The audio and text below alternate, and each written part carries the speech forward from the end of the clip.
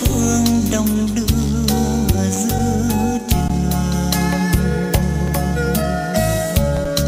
Những ngày anh đi xa, những ngày buồn bao la theo cuộc sống xa nhà.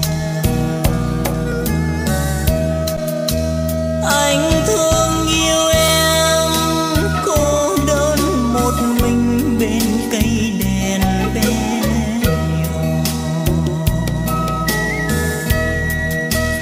Bóng tối vây quanh, em có thương anh trong cơn buồn héo hắt.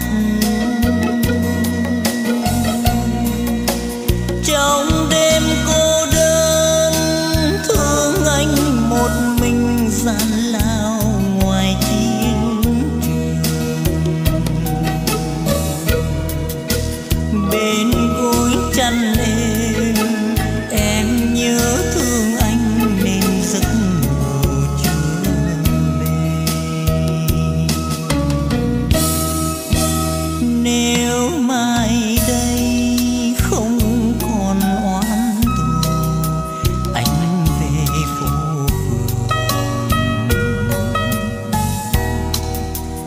dìu em đi trên đường Vu Quy cho tròn chiến y. Từ đó sống bên nhau thôi nặng sóng ngó hôn đêm đêm dấu buồn. Vai trời thương cho anh, vai trời đừng quên em đang nguyện ước xung vầy.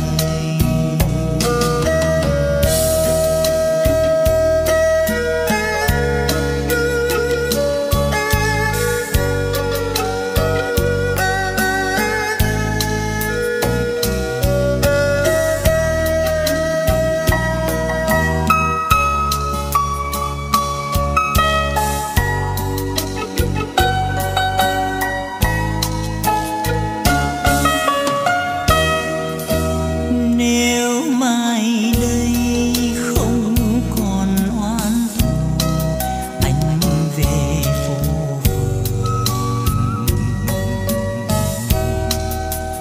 dìu em đi trên đường Vu Quy cho tròn chiến y.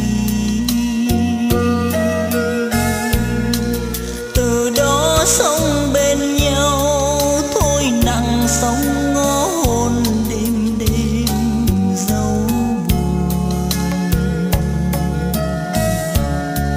Vai trời thương cho anh, xin trời đừng